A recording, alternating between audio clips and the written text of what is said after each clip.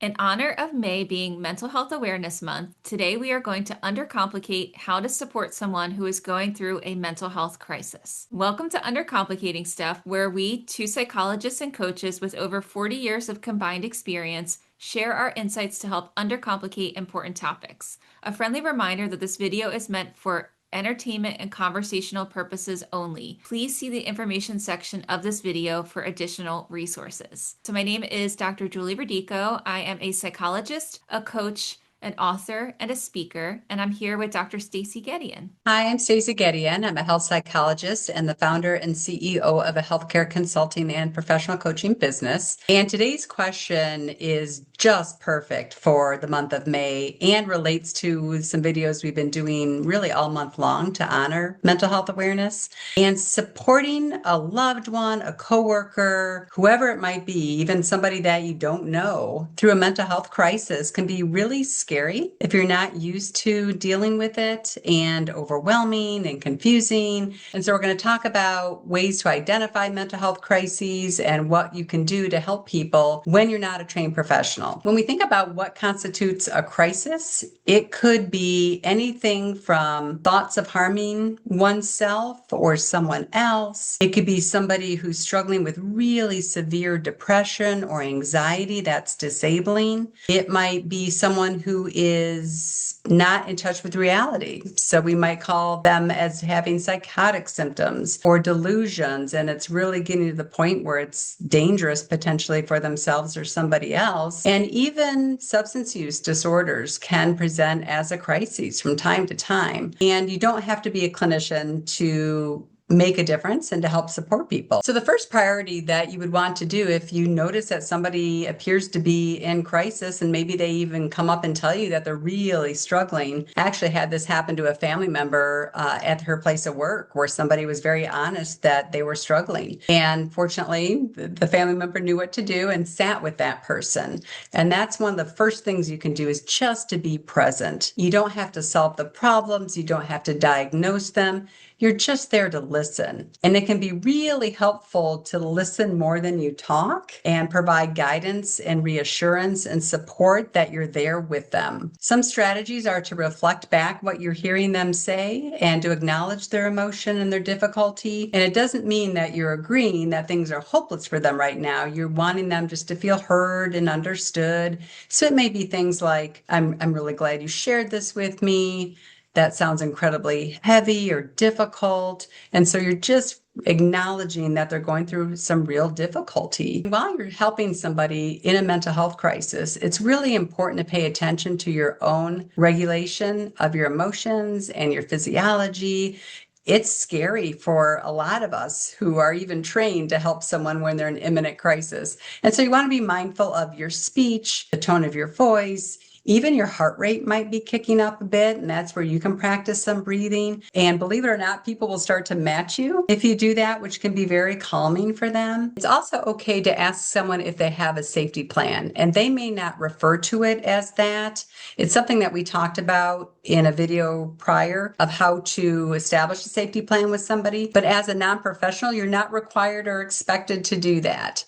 It can be helpful, though, if they already have one that they have established with a professional, that you ask them to access it either on their own or with your help, so you can help guide them through the steps. Heart of what we want to be mindful of when we're supporting somebody who might be in a crisis is to meet them where they're at. To, as Stacey's saying, try to empathize with them, to present yourself in a calm, understanding, genuine manner. And also to not minimize what they're saying, to be like, oh, yeah, it's tough now, but it'll get better. Or, oh, but you're so strong. You can get through that. Like, be really mindful that sometimes when you are saying things that you think are really supportive, it might make that person feel like they're not strong enough to get through it or doing enough to get through it, or that means that they're somehow failing because they're experiencing this stressful crisis. So try as much as you can just to join with how they're feeling and to let them know, I'm here with you.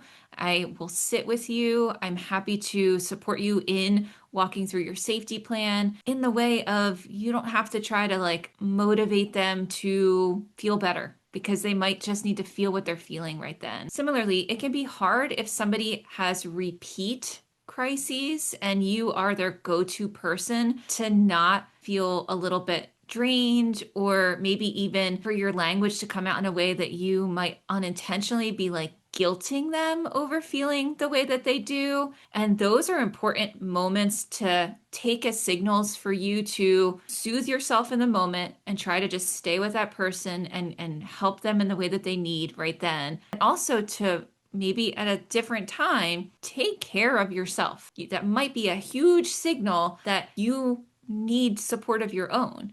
And it is very common for people in therapy to ask about, how do I best support a loved one? Or I have somebody that is going through these issues and I have my own feelings and my own stuff that I need to work through about that. There's no perfect thing to say when somebody's in a crisis. So the biggest asks are for you to be present in a way that feels congruent, like in a way that feels honest, to ask that person if you can. They might not be able to express it clearly. So if you have access to their safety plan or you just know them very well, you want to get a sense of like, what do they need from you right then? So the best thing to do is to be able to ask and say like, how can I best support you right now? You might be not able to answer that question, and then you have to make a good judgment call of, okay, I just need to sit with them, or I might need to call 988 and get a crisis support person to help us have a conversation because I'm not sure what the next best steps are. But what we really want to do in these moments is to meet that person where they're at,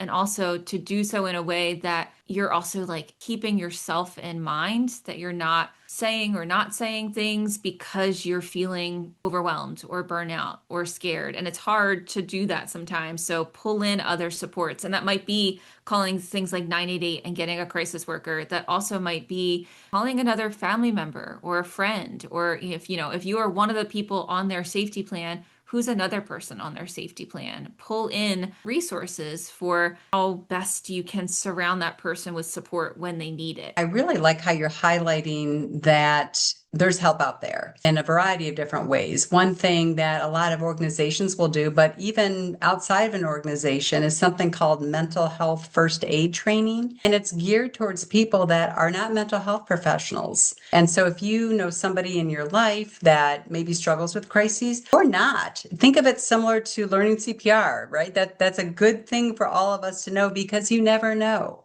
And so perhaps you're walking down the street and you can notice that somebody's experiencing a mental health crisis. If you have some training, you'll feel a lot more comfortable. They really go through in detail what's helpful, what's not helpful. Another thing to consider is if somebody is in immediate danger, or what we call imminent danger of harming themselves or others, you may need to take some action that you're not comfortable doing. And I don't mean arguing with the person or wrestling with the person. It means maybe calling 911 to get somebody out there immediately. And you might also offer to hold any items that could be a potential danger for the person, just to buy some time while help is coming. The person may be willing to go to an emergency room to get evaluated to see what kind of care they need. They may want you to go with them to their first mental health appointment. And if you're comfortable with that and you're still taking care of yourself in doing so, that can be a tremendous source of support. And there are also national organizations and additional resources and guidance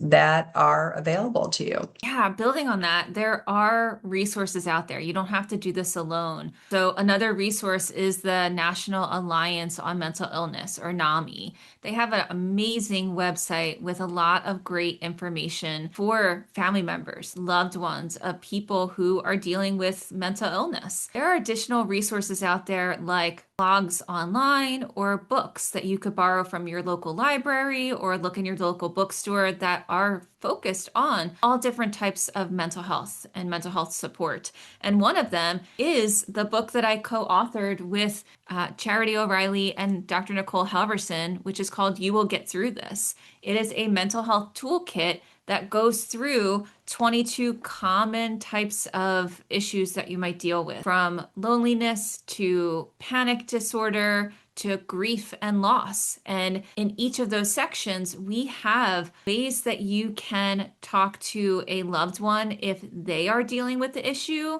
and ways that you can talk to a loved one if you're the one dealing with that issue. And so, just to highlight that there are a lot of resources out there that you then need to take and apply in a way that makes sense for you and that person and your relationship. You don't have to try to figure this stuff out or navigate it on your own. There are resources. When in doubt, calling 988 to ask, how do I best support this person, is a really great thing to do. And what happens when you call 988 is that it will route to, it's a national number, but it will route to your local centers to make sure that the people that you're talking to know about the resources in your area, in your community. Another thing that can be really important as we think about resources and ways to talk to your loved one and support them is to have conversations about this when they are not in crisis. And it could feel kind of like coming out of left field, but it's really a great thing to know. For example, if you have a loved one who has been admitted to the hospital in the past, whether it's for physical health, mental health, and say they had a bad experience at a certain hospital, they might want you to know that yes, they are like on board with getting support. They know they need to talk to somebody. They know they might need help at a certain time. They might not want to go to that hospital again. And that's really important for you to know because you might hit resistance with getting supports to surround them because you say, oh, let's go to this hospital, thinking you're doing really good thing and supporting them.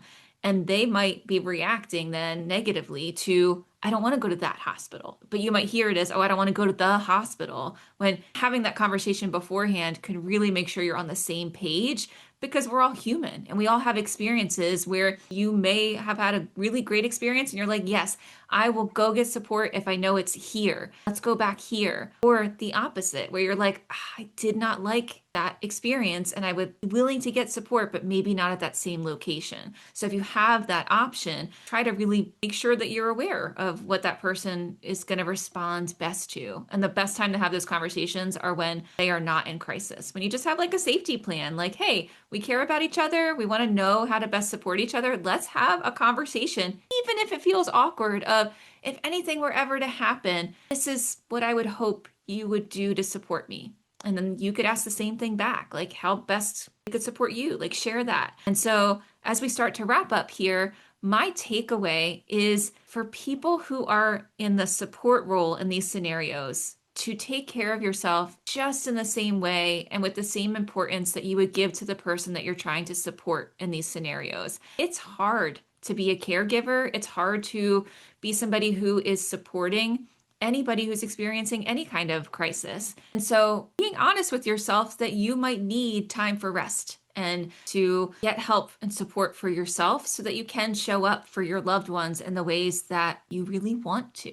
My takeaway is if you are interested in having some training to help folks that maybe are in your life, aren't in your life, and you just want to be prepared or feel more comfortable, really consider the First Aid Mental Health Training. It's a remarkable program, usually at nominal fee or no fee, depending upon if you're working with an organization. But again, just as we would want people to get trained in CPR because you never know, it really is a valuable skill set to have. If this topic resonated with you, please share it with somebody that you care about. Also, please comment, like, and subscribe. You can message us on YouTube, Facebook, or LinkedIn with suggestions of questions that you'd like us to discuss in future episodes.